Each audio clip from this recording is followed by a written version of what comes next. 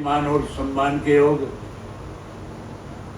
गांव शामलो कला के और आसपास के गांव, चाहे वे आदरणीय पिता तुल्य बुजुर्गों, नौजवान साथियों, सम्मान के योग्य माताओं, बहनों, पत्रकार छायाकार दोस्तों, मैं सबसे पहले आप सबका इस बात के लिए आभार व्यक्त करता हूं कि परिवर्तन यात्रा जैसे ही आपके गांव में पहुंची, सैकड़ों की संख्या में ट्रैक्टरों के साथ आपने यात्रा का स्वागत किया, अभिनंदन किया। वहीं ढोल नगाड़े बजाए, फूलों की बारिश करी, फूलों की मालाएं पहनाई और मेरे साथ में आए हुए सारे पद यात्रियों को शामलो कला गांव की तरफ से सम्मानित किया। इसके लिए मैं आपका बहुत बहुत आभार व्यक्त करता हूं। मेरे से पहले मलिक साहब ने सारी बातें आपके सामने रखी। जो दो गायक थे, पहले सैनी साहब ने जो एक गीत सुनाया था और उसके बाद इस मलिक ने सुनाया, सारी बातें गीत के माध्यम से आपके सामने रखी कि आज हम किन हालात में हैं, किन परिस्थितियों से गुजर रहे हैं, प्रदेश किस ओर जा रहा है। देश में आज भाजपा की सरकार बनने के बाद किस किस किस्म की परेशानियां लोगों के सामने आई है। अगर मैं उन्हीं बातों को दोहराऊंगा तो बहुत लंबा समय लग जाएगा। आप भी काफी लंबे समय से बैठे हैं। साथियों, हमारे देश के प्रधानमंत्री ने वायदा किया था कि मैं 2022 में किसान की फसल के दाम 2 गुना कर दूंगा। फसल के दाम तभी बढ़े, खर्चे बढ़ गए, महंगाई बढ़ गई, महंगाई के साथ साथ भ्रष्टाचार बढ़ गया, कानून व्यवस्था खत्म होगी। हमारे पढ़े लिखे नौजवान साथियों के लिए रोजगार नहीं है, नौकरी नहीं है। आज चुने हुए जो सरपंच है वो भी सरकार से दुखी है, परेशान है। हमारे प्रदेश के मुख्यमंत्री ने कहा था कि पंचायत के चुनाव के बाद सरपंचों को ज्यादा अधिकार दे देंगे, ज्यादा ग्रांट का पैसा देंगे, गांव का विकास कराएंगे। ग्रांट देने की बजाय सरपंचों के अधिकारों पर अंकुश लगा दिया। जब सरपंचों के अधिकारों पर अंकुश लगाया है, वही उसके साथ साथ सरपंचों को अपमानित करने का काम सरकार ने किया। सरपंच अपने अधिकार मांगने के लिए जब चंडीगढ़ गए, उनकी बात सुनने की बजाय उन पर लाठीचार्ज किया, मुकदमे बढ़ाए, चोर और बेईमान कहकर के सरपंचों को अपमानित करने का काम किया। इसलिए आज सारे सरपंच भी सरकार से दुखी है, परेशान है, सरकार को बदलना चाहते हैं। वही उसके साथ साथ किसान दुखी है, मजदूर दुखी है, व्यापारी दुखी है, कर्मचारी दुखी है। ये माताएं बहनें जो बैठी हैं, इनको भी मोदी जी ने कहा था कि मैं आपको गैस का सिलेंडर, गैस का चूल्हा मुफ्त में दूंगा। इनसे भी झूठ बोल गए थे। आज ये भी इस राज को बदलना चाहती है। आज मैं आपके बीच में करीब 2650 किलोमीटर का सफर तय करके आया हूँ। 1300 से ज्यादा गांव में लोगों से मिल करके आए हूँ। 61 विधानसभा क्षेत्र में लोगों से मुलाकात करी, गांव, शहर और कस्बों में लोगों से मिल के आया हूँ। मैंने बहुत खुल करके सबके साथ बात करी, आज के हालात पे चर्चा करी, सरकार बनने के बाद किस किस्म के हालात रहे उन पे चर्चा करी, क्या हमने खोया, क्या हमने पाया, इस पे भी चर्चा करी। आज प्रदेश का हर वर्ग का व्यक्ति जो है इस सरकार को बदलना चाहता है। चौधरी ओम प्रकाश चौटाला जी ने जब परिवर्तन यात्रा शुरू करी थी तो खुल के उन्होंने कहा था कि जब लोगों से मिलो तो पूछना परिवर्तन करना चाहते हो कि नहीं चाहते हो। उनसे यह भी पूछना कि हमारे पे भरोसा करोगे कि नहीं करोगे। आज आप हजारों की संख्या में यहाँ बैठे हो, प्रेस के साथी आपके सामने खड़े हैं। मैं आप सबसे पूछना चाहता हूँ कि क्या प्रदेश में आप परिवर्तन लाना चाहते हो कि नहीं लाना चाहते हो। लेना चाहते हो तो मेरे साथ हाथ खड़ा करो कि परिवर्तन करना चाहते हो। जहां परिवर्तन करना चाहते हो वहां हमारी बात पे भी भरोसा करोगे कि नहीं करोगे? उस पर भी भरोसा करोगे। भरोसे का एक कारण है सबसे बड़ा, सन 1986 के अंदर चौधरी देवीलाल ने न्याय आंदोलन शुरू किया था। और उस न्याय आंदोलन के दौरान जब चौधरी देवीलाल गांव में जाते थे, लोगों से मिलते थे, तो 3 वायदे उनके सामने करते थे। पहला वायदा करते थे कि बुजुर्गों मर मत जाना, मैं तुम्हारी 100 रुपये पेंशन करूंगा। दूसरा वायदा करते थे कि किसान का, कमजोर का, गरीब का, मजदूर का, छोटे दुकानदार का, व्यापारी का 10,000 रुपये तक का कर्जा माफ करूंगा। और तीसरा वायदा करते थे कि गरीब की बेटी की जब शादी होगी, उसकी शादी में कोई दिक्कत कठिनाई ना हो, उसके लिए 5100 रुपये कन्यादान के रूप में दूंगा। चौधरी बंसीलाल मुख्यमंत्री थे और चौधरी बंसीलाल कहते थे सरकारी खजाने से कोई पैसा नहीं दिया जा सकता। चौधरी देवीलाल ने कहा था कानून बना करके दूंगा, और आपने चौधरी देवीलाल पे भरोसा किया, 87 में सरकार बना दी। सरकार बनने के बाद चौधरी देवीलाल ने जो वायदे लोगों के साथ किए थे, पहली कलम से सारे के सारे पूरे कर दिए। चौधरी ओम प्रकाश चौटाला को जब आपने इस प्रदेश की सेवा का मौका दिया, उन्होंने सरकार आपके द्वारा कार्यक्रम शुरू किए थे। चौधरी देवीलाल की तर्ज पे किसान को 24 घंटे बिजली दी, नहर का पानी दिया था। वहीं उसके साथ साथ सरकार आपके द्वारा कार्यक्रम लगा करके गांव के लोगों को अनेक सुविधाएं प्रदान करने का काम किया था। सरपंचों को इतना अथाह पैसा दिया जाता था कि सरपंच खर्च नहीं कर सकता था। उस वक्त सड़कें बनाई गई थी, उस वक्त में स्कूल अपग्रेड किए गए थे, उस वक्त के अंदर अस्पताल बनाए गए थे, और उस वक्त में खेल के मैदान बनाए गए थे। उस वक्त में ही मलिक साहब जी स्पोर्ट्स पॉलिसी की चर्चा कर रहे थे। चौधरी ओम प्रकाश चौटाला की देन थी कि उन्होंने हरियाणा प्रदेश के अंदर हमारी बनाई हुई स्पोर्ट्स पॉलिसी को लागू करने का काम किया।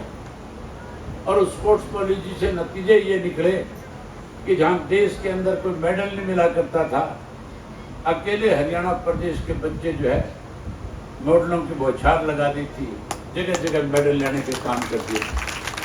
आज जो मेडल आ रहे हैं उसी स्पोर्ट्स पॉलिसी के नतीजे की वजह से आज मेडल मिल रहे हैं। लेकिन ये लोग जो है हमारे खिलाड़ियों को भी कहीं ना कहीं कमजोर करने में लगे हुए।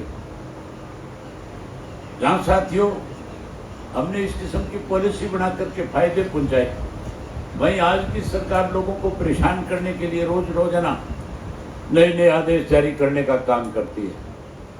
अभी एक नया आदेश आया है, किसान कैसे और ज़्यादा परेशान हो। मुख्यमंत्री ने आदेश जारी किया है कि किसान जब खाद खरीदने जाएगा तो उसको पहले पोर्टल पर लिख करके देना पड़ेगा कि मैं खाद लेना चाहता हूँ। ये भी बताना पड़ेगा कि कितनी खाद चाहिए और किस काम के लिए चाहिए। हमारे मुख्यमंत्री को ये पता नहीं है कि किसान को खाद केवल और केवल अपनी फसल पकाने के लिए चाहिए, लेकिन हमें परेशान करने के लिए इस किस्म के आदेश जारी किए जाते हैं।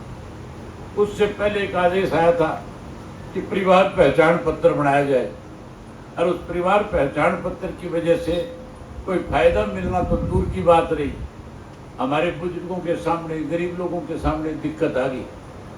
उस परिवार पहचान पत्र की आड़ में हरियाणा प्रदेश के 5 लाख से ज़्यादा बुजुर्गों की पेंशन जो चौधरी देवीलाल ने बनाई थी, सरकार ने काटने का काम किया। जहां 5 लाख से ज़्यादा की पेंशन काट दी, वही 9 लाख से ज़्यादा गरीब लोगों के पीले कार्ड काटने का काम किया।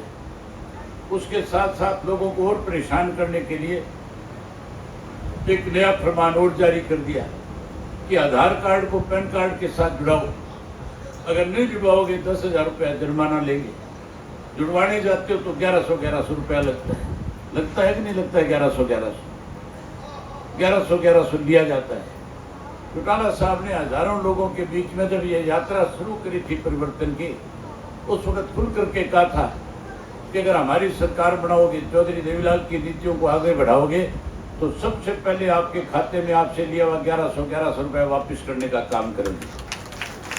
जहाँ 1100 आपके खाते में वापस करेंगे, वहीं जब ये बुढ़ापा पेंशन काटी गई थी, हमारी विधानसभा का सेशन आ गया था और मैंने सेशन के दौरान मुख्यमंत्री से कहा था कि चौधरी देवीलाल ने जो पेंशन बनाई थी तब किसी की इनकम नहीं देखी थी, तब किसी की आमदनी नहीं देखी थी। उन्होंने तो केवल पेंशन बुजुर्गों को मान सम्मान के रूप में देने का काम किया था।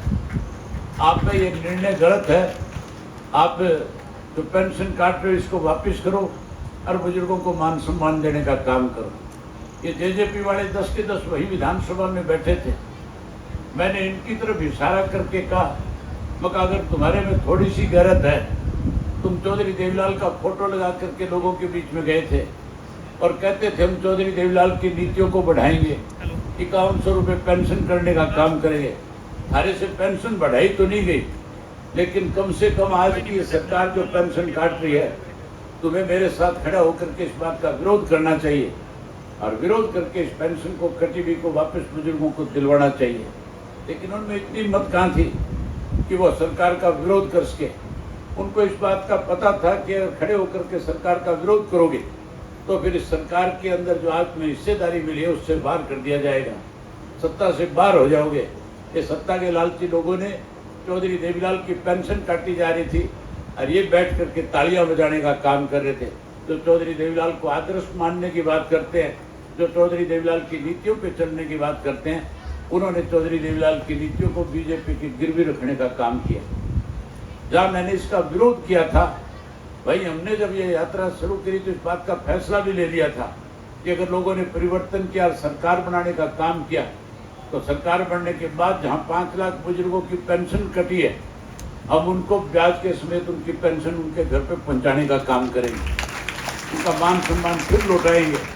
जहाँ पेंशन उनके घर पे पहुँचाएंगे, वहीं 100 रुपये वाली पेंशन को बढ़ा करके 7500 रुपया करके बुजुर्गों का मान सम्मान करने का काम करेंगे। आज तो हमारे पढ़े लिखे नौजवानों के लिए रोजगार नहीं है, नौकरी नहीं है। अभी मेरे से पहले मलिक साहब जिक्र कर रहे थे कि शामलो गांव के अंदर बच्चों ने पुलिस के फार्म भरे थे और उन्होंने चौटाला साहब से जिक्र किया था कि मेरे गांव के कुछ बच्चों ने फार्म भर रखे हैं। चौटाला साहब ने इनको आदेश दे करके कहा था कुछ बच्चों की बात नहीं है, जो भी शामलो गांव का 10वीं 12वीं पास कर जाए उसको नौकरी लगाना तेरी जिम्मेवारी है, तेरा काम है। और आज मेरी ख्याल है हरियाणा प्रदेश के अंदर पुलिस की अगर अलग से शामलो गांव की बटालियन बनाई जाए तो उस बटालियन से भी ज़्यादा बच्चे इस गांव के मिलेंगे जो पुलिस की नौकरी करने का काम करें। मुझे जो जानकारी मिली है, हरियाणा प्रदेश में सबसे ज़्यादा सरकारी खजाने से अगर तनख्वाह के रूप में कोई गांव पैसा लेता है तो उस गांव का नाम भी शामलो कलाई है। और ये केवल और केवल चौधरी देवीलाल और चौधरी ओम प्रकाश चौटाला की देन है कि उसकी वजह से आज हर घर में किसी ना किसी बच्चे के पास रोजगार और नौकरी है। जो कोई नौकरी से रह गए उन्हें भी चिंता करने की जरूरत नहीं। आपने तो पहले मलिक साहब ने हाथ खड़े करवा के कह दिया था कि आप तो सारा का सारा सालम का सालम शामलो गांव जो है अब की बार बदलाव लाने का काम करेगा। आप बदलाव लाओ, हम हर घर से पढ़े लिखे नौजवान बच्चे को नौकरी और रोजगार देने का काम करेंगे। जो बच्चे नौकरी से रह जाएंगे हम उन्हें उदास नहीं होने देंगे। हम उन बच्चों को भी 21,000 रुपया बेरोजगारी भत्ता देकर के उनका मान सम्मान बढ़ाने का काम करेंगे। आज बड़ी हैरानी की बात है, बेरोजगारी की वजह से हरियाणा प्रदेश के हर गांव से थोड़ी संख्या में नहीं, छोटे छोटे गांव से भी 50-100 बच्चों ने विदेश जाने के लिए पासपोर्ट बनाने के फार्म भर रखे हैं। मेरे पास रोजाना सैकड़ों की संख्या में ऐसे नौजवान बच्चे आकर के मिलते हैं जो मुझे आकर के अप्रोच करते और कहते हैं हमारा पासपोर्ट बना दे ताकि हम विदेश में जाकर के कोई छोटा मोटा काम कर लेंगे। यहाँ अपने माँ बाप पे दबाव बनाते हैं कि ज़मीन बेच दो लेकिन मेरे को विदेश जाने की अनुमति दो, मुझे विदेश जाने दो। ये केवल सरकार की गलत पॉलिसी की वजह से हो रहा है। अगर पॉलिसी ठीक होगी, मैं उन बच्चों को आश्वस्त करता हूँ कि आप लोग सरकार बनाने में अहम भूमिका निभाओ, सरकार बनाओ, तुम्हें इस तरह का रोजगार दूंगा कि तुम विदेश जाने की बात नहीं करोगे बल्कि हरियाणा में रह करके हरियाणा की तरक्की की बात करने का काम करोगे। वहीं हमारी माताएं बहनें बैठी है, नरेंद्र मोदी को कहता गैस का सिलेंडर, गैस का चूल्हा मुफ्त में दे दूंगा। मोदी जी ने तो नहीं दिया, महंगा कर दिया और आज ऐसे हालात बना दिए कि गैस के सिलेंडर जो है घरों में शो पीस बन करके रह गए। आप चिंता मत करो, माताएं और बहनें सरकार बनाने में बड़ी भूमिका निभा सकती है। आप सरकार बनाओ, सरकार बनने के बाद हर महीने की पहली तारीख को आपके घर में सरकार की तरफ से गैस का सिलेंडर मुफ्त में आपको मिला करेगा। हर महीने हर घर में सिलेंडर आया करेगा। जहाँ गैस का सिलेंडर देने का काम करेंगे, वहीं उसके साथ साथ 1100 रुपये आपकी रसोई के भी देंगे, ताकि लून मिर्च की भी दिक्कत आपको ना आए, वो भी साथ में देने का काम करेंगे। जहाँ ये सारे काम करेंगे, ये परिवर्तन जो है कोई मुश्किल काम नहीं है, परिवर्तन घर बैठे बैठे ला सकते हैं। इस परिवर्तन के लिए कोई जद्दोजहद करने की जरूरत नहीं, आंदोलन करने की जरूरत नहीं। इसके लिए केवल एक काम करना शुरू कर दो। जब सुबह सवेरे अपने बड़ों को राम राम करते हो, जब मान सम्मान देते हो, पैर चुचकार करके आशीर्वाद लेते हो, उस वक्त कहना शुरू कर दो, साथ में परिवर्तन करो। क्या कहना शुरू करोगे? संख्या बड़ी है, आवाज कम है। इस सरकार ने तो इस तरह के हालात पैदा कर दिए कि थारी आवाज भी निकालने से आएगी। दोबारा बताओ, क्या कहोगे? परिवर्तन करो। जेजेपी तो खत्म होगी कि रह रही है अभी? होली खत्म कि नहीं होली? कोई रह भी रहे तो उसको मेरी तरफ से कहना कि भाई तू इन लोगों के साथ रह करके क्यों बदनामी मोल लेता है? तैने 3 पीढ़ी से हमारे साथ काम किया है, तो फिर से इंडियन नेशनल लोकदल पार्टी में आ, हम तेरा फिर से मान सम्मान करेंगे, हम तेरे साथ भेदभाव नहीं करेंगे। जहाँ उनका मान सम्मान करेंगे, वहीं उसके साथ साथ कोई बीजेपी वाला मिल जाए, कोई कांग्रेस वाला मिल जाए, तो साथ ही उसको 3 बार कहो परिवर्तन करो, परिवर्तन करो, परिवर्तन करो। जब 3 बार कहोगे, हर दिन में 20-30 बार मिलेगा, हर बार यही बात कहोगे, तो परेशान हो जाएगा। और जब आदमी परेशान हो जाता है, तो फिर घर जाकर उन्हीं बातों को दोहराने का काम करता है। वो घर जाकर के ये नहीं कहेगा घरवाली को रोटी बना दे, चाय बना दे, फिर वो भी घर में बढ़ता जाएगा और कहता जाएगा परिवर्तन करो, परिवर्तन करो, परिवर्तन करो। परिवर्तन आ जाएगा कि नहीं आ जाएगा? तो यही बात आपसे कहने के लिए आया था। आज जहाँ चौधरी देवीलाल का एक सपना था, बिजली पानी का प्रबंध हो, भ्रष्टाचार बंद हो, आप सरकार बनाओ, हम सरपंचों को खुली छूट देंगे, जितनी पाबंदियां लगी सारी खत्म करेंगे, करोड़ों करोड़ों रुपया गांव के विकास के लिए देने का काम करेंगे।